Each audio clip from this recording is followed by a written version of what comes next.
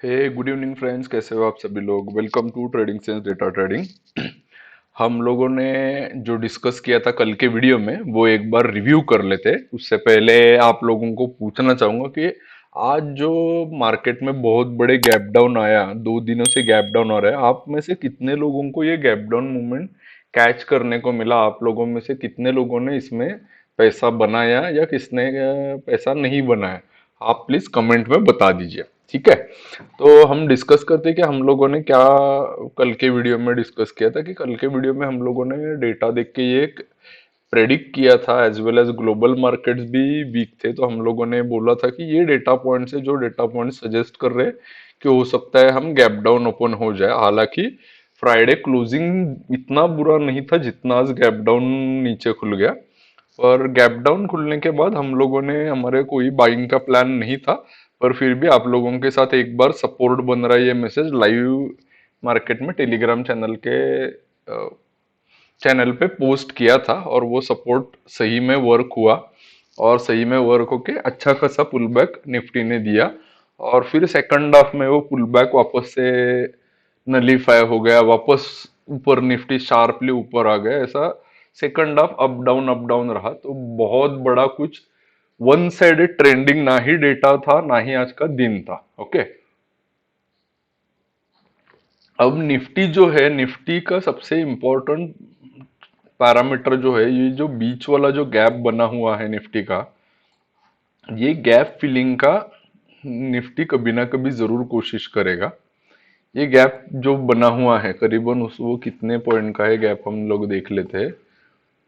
ये है करीबन 16,500 से लेके 16,660, यानी करीबन 150 पॉइंट की ये गैप है। जो 16,660 तक की मूव कभी भी शार्प आ सकती है। और ये बात तो तय है कि हम लोग अभी इतने आसानी से 17,000 के ऊपर नहीं जाने वाले। एटलीस्ट 1 से 1.5 हफ्ते तक तो पक्का नहीं जाने वाले। इसी बीच में हम लोग ट्रेड करते रहेंगे। पर क्या हमें ये डेटा सिग्निफिकेंटली कह रहा है कि वैसा ही हम लोग रहने वाले हैं आने वाले दिनों के लिए? ये हम जानने की कोशिश करेंगे आज का डेटा देखते हुए, ठीक है। उसके बाद हमें एक व्यूअर ने पूछा है, अभिषेक काबरा जी ने, कि पोजिशनल शॉर्ट या पोजिशनल लॉन्ग विद हेजिंग कैसे बना सकते हैं। उसके हमारे पास जो आइडियाज है या हम लोग पर्सनली जो यूज करते हैं वो आपके साथ आज शेयर करने वाले हैं। फिर लाइव मार्केट में आप लोगों के साथ और एक ट्रेड शेयर किया था, वो था रिलायंस का। रिलायंस के रिजल्ट एक्सपेक्टेशन के हिसाब से नहीं आए हुए हैं, तो रिलायंस का आप लोगों के साथ ट्रेड शेयर किया था, और वो भी अच्छा खासा वर्क हुआ इंट्राडे में।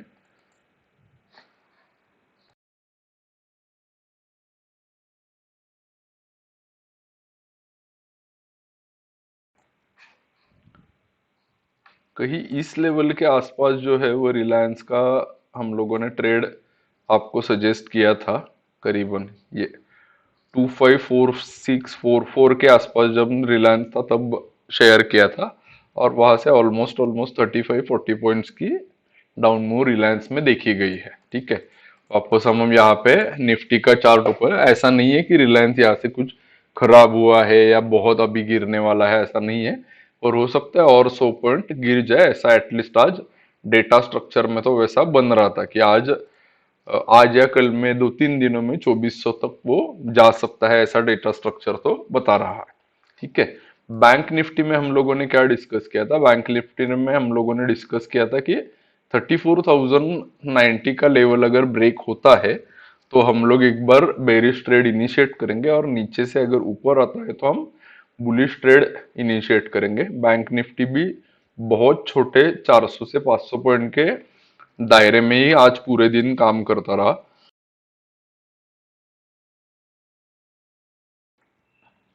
पर हम लोगों ने जो प्लान किया है वो प्लान के हिसाब से ही बैंक निफ्टी नीचे नहीं गया। हो सकता है किसी ने इसके नीचे एक शॉर्ट पोजीशन क्रिएट की भी होगी तो उनको स्टॉप लॉस देना पड़ रहा होगा, पर नीचे से ऊपर आते वक्त वापस इसमें अच्छा खासा बुलिश ट्रेड आपको बन गया।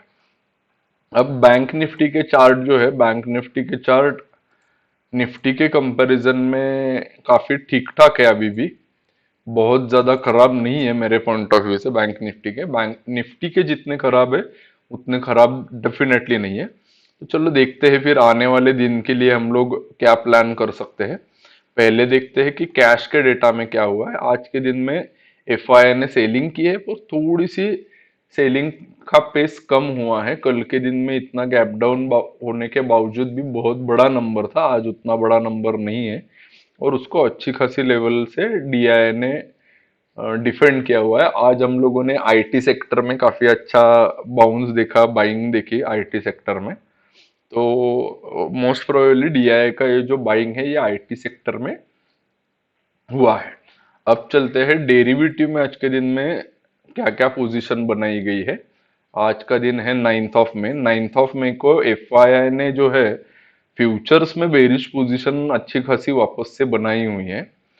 पर एक बहुत बढ़िया साइन है कि इंडेक्स कॉल में भी बहुत बड़ा नंबर लॉन्ग साइड का ऐड हुआ है।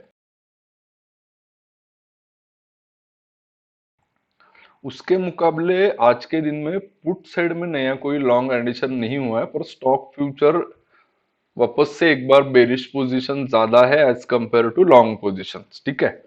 प्रोप्राइटरी डेस्क ने क्या किया हुआ है, प्रोप्राइटरी डेस्क का दोनों भी तरफ कॉल में भी उन्होंने शॉर्टिंग की है, पुट में भी शॉर्टिंग का नंबर ज्यादा है, और स्टॉक फ्यूचर में लॉन्ग पोजीशंस क्रिएट की गई है।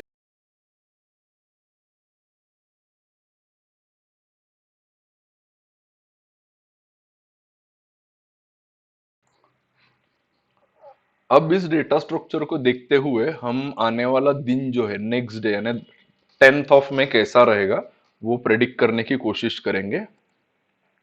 पहले चलते हैं, सॉरी, हमें ऑप्शन चेन देखना बाकी रह गया है। ऑप्शन चेन में फ्यूचर्स में कुछ ज्यादा खास एडिशन नहीं हुआ है। पुट कॉल रेशो दोनों भी इंडेक्सेस के अच्छे खासे रिकवर हुए हैं। जो कल के दिन में ओवरसोल्ड टेरिटरी में थे वो आज के दिन में अच्छे खासे रिकवर हुए, which is a good sign. Okay. अब ओआई एडिशन कहाँ कहाँ पे हुआ है। आज के दिन में ओआई चेंज 16,200 पे अच्छा खासा ओआई चेंज हुआ है। ओपन इंटरेस्ट भी वहां पे अच्छा खासा बना हुआ है। बार नीचे बार में ही देख लेते, बार ग्राफ में। हाँ, 16,000 पे ही अभी भी अच्छा खासा ओपन इंटरेस्ट है। 16,200 को बहुत ज्यादा कॉन्फिडेंस नहीं है 16,200 में। आज के दिन में कुछ फ्रेश राइटर्स वहां पे आए हैं, पर हम बहुत ज्यादा नहीं मान सकते। पर इस वीक के लिए हो सकता है 16,200 होल्ड कर जाए इतने राइटर्स। अगर कल के दिन में इस नंबर को 77,000 का नंबर जो है वो 1 लाख के आसपास चला जाता है अर्ली मॉर्निंग में, तो ये हो सकता है कि ये लेवल डिफेंड हो जाए। अगर पुट राइटर्स यहाँ पे नहीं आते हैं तो ये लेवल कल के दिन में टूट सकता है, जरूर टूट सकता है। कॉल साइड में 16,500 पे अच्छा खासा ओपन इंटरेस्ट है, और सरप्राइजिंग चीज है कि 16,500 के पीछे कोई नहीं है। ऐसा क्यों हो सकता है, क्योंकि जब भी ये बेयर मार्केट आता है, जब भी बेयर मार्केट आता है उसका बाउंस बहुत बड़ा सरप्राइज लेके आता है। सारे पुट बायर्स के स्टॉप लॉसेस बड़ी क्वांटिटी में लेके जाता है। इसीलिए कॉल राइटर जो है वो 16,500 के पीछे बहुत ज्यादा क्वांटिटी में नहीं है, डायरेक्टली 17,000 पे है। ओके, तो अगर 16,500 क्लियर कर लेता है तो थोड़ा हो सकता है हम और थोड़ा सा ऊपर चला जाए, 16,700 तक भी जा सकते हैं। जो हम लोगों ने चार्ट पे भी गैप फिलिंग के बारे में बात किया वो भी यहाँ पे मैच कर रहा है। ठीक है। अब है बैंक निफ्टी में। बैंक निफ्टी में पुट साइड में तो ज्यादा कुछ कॉन्फिडेंस दिख नहीं रहा है। अगर 34,000 का लेवल ब्रेक कर जाए तो वापस बहुत बड़ा नीचे फॉल आने की गुंजाइश है। यहाँ पे कहीं पे भी कोई सपोर्ट नहीं लग रहा है। पर हो सकता है कि अगर निफ्टी में भी 16,200 पे कल के दिन में पुट राइटर्स आ जाए तो बैंक निफ्टी में भी 34,000 पे पुट राइटर्स आ सकते हैं। फिर ऊपर की तरफ हम 34,500 से लेके 35,000 तक इस बीच में कहीं तो भी जा सकते हैं। ये देखते हुए हमारा अब कल का प्लान बनेगा। हम लोगों ने सारे डेटा पॉइंट जो हम लोग चेक करते हैं वो चेक किए हुए, एक बार हम क्रॉसओवर भी कंफर्म कर लेते हैं। क्रॉसओवर में आज के दिन में हुआ ये है कि एंड एंड में पुट राइटर्स ज्यादा निकले हैं as compare to call writers. Put writers का स्लोप ज्यादा स्टीफ है बैंक निफ्टी में।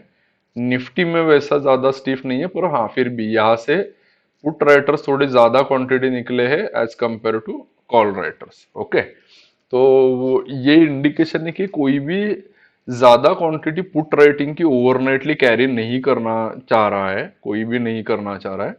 एक बार के लिए हम प्रीमियम फ्लो भी देख लेते हैं, कहाँ कहाँ पे प्रीमियम कितना डिप्लॉयड हुआ है। ठीक है, कॉल साइड में ही सबसे ज्यादा प्रीमियम पार्क्ड है, तो राइटिंग में 16,200 16,300 पे ही ज्यादा पैसा लगाया हुआ है। ये काफी सिंपल सी चीज है, ये यहाँ पे देखने को मिल रही है। और बैंक निफ्टी में भी वैसा ही है। ठीक है, अब चलिए हम लोग देख लेते हैं कि हमारा कल का ट्रेड प्लान क्या रहेगा। उससे पहले हम लोग सपोर्ट और रेजिस्टेंस की लाइन ड्रॉ कर लेते हैं। बैंक निफ्टी का जो सपोर्ट बन के आ रहा है वो सपोर्ट है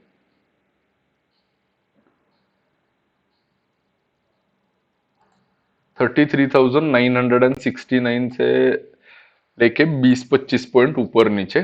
ठीक है, और दूसरा सपोर्ट बैंक निफ्टी के लिए फिर नीचे बन रहा है वो है 33,531। पर 33,531 ज्यादा लॉजिकल नहीं बनेगा। जब भी ये 34,000 लेवल ब्रेक करेगा, there will be a possibility कि हम लोग वापस 32,500 की लेवल आसानी से टेस्ट कर सकते हैं। ऊपर की तरफ बैंक निफ्टी के लिए पहला रेजिस्टेंस का काम जो करने वाला है वो 34,800 का पहला रेजिस्टेंस का काम करेगा।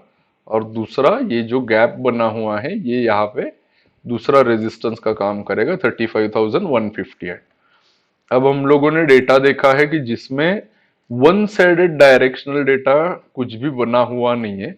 हम लोगों को कल के दिन के लिए पहला प्लान तो हमारा यही है कि कल के दिन के लिए अगर गैप अप ओपन होता है तो हम लोग बेरिश ट्रेड प्ले करेंगे, बेरिश ट्रेड प्ले करेंगे। और गैप डाउन ओपन होता है तो भी हम लोग बुलिश ट्रेड प्ले करेंगे, बुलिश ट्रेड प्ले करेंगे।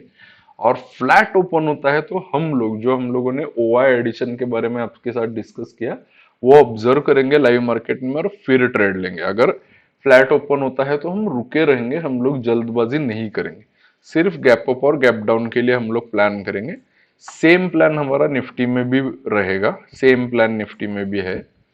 अब निफ्टी का सपोर्ट जो है वो कल भी आप लोगों के साथ डिस्कस किया, आज भी कर रहा हूं कि निफ्टी का सपोर्ट अब लॉजिकल सपोर्ट ऐसा कोई बचा हुआ नहीं है, सिवाय 15,400 15,500 के अलावा। पर फिर भी इंट्राडे के लिए हम लोग सपोर्ट ढूंढने की जरूर कोशिश हमेशा करते रहेंगे और करेंगे भी। तो अभी पहला सपोर्ट जो है निफ्टी के लिए 16,138 का पहला सपोर्ट निफ्टी के लिए बनेगा। उसके नीचे निफ्टी का दूसरा सपोर्ट है वो है डायरेक्टली 15,700 के आसपास। ठीक है,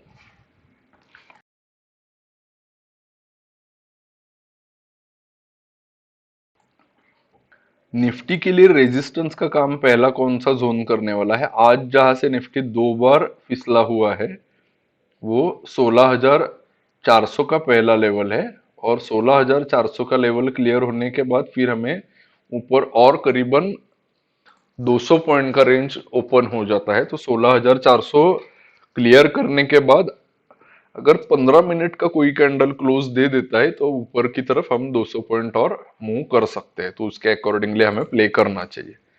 अब बचा हुआ बाकी निफ्टी का प्लान जो है वो भी सेम है। गैप अप ओपन होते हैं तो हम पहले तो सेल करेंगे और गैप डाउन होते हैं तो हम बाय करेंगे। इसमें 20 से 30 पॉइंट का एसएल रखेंगे, ज्यादा एसएल नहीं रखेंगे। आज भी हम लोगों ने एक बार एसएल दिया, पर दूसरी बार जब हमारा ट्रेड चला तो हमें करीबन करीबन 105 पॉइंट 100 पॉइंट चलो 80 पॉइंट तो जरूर मिल गए। तो जितना हम लोगों ने स्टॉप लॉस दिया उससे डबल तो हमारी रिकवरी 100% सभी की हो चुकी है। ठीक है, अब बात करते हैं कि हमारे जो सब्सक्राइबर है अभिषेक काबरा जी, उन्होंने पूछा था कि पोजिशनल आप लोग शॉर्ट या लॉन्ग कैसे बना सकते हैं। तो positional short with hedging, positional short बनाने के दो तीन तरीके होते हैं। आप तो पहली चीज है कि आप कोई भी इंडेक्स का फ्यूचर शॉर्ट कर लो, फ्यूचर शॉर्ट कर लो और उसके अगेंस्ट में पुट बाय कर लो, सॉरी कॉल बाय कर लो, ताकि आपका हेजिंग हो जाए। लिमिटेड आपका कॉस्ट या ऊपर की तरफ जितना भी चला जाए आपका लिमिटेड लॉस हो जाए। दूसरा तरीका यह है कि आप सिर्फ एक कॉल सेल कर लो। कॉल सेल पोजिशनल करना है तो मंथली एक्सपायरी का आप कॉल सेल कर सकते हो।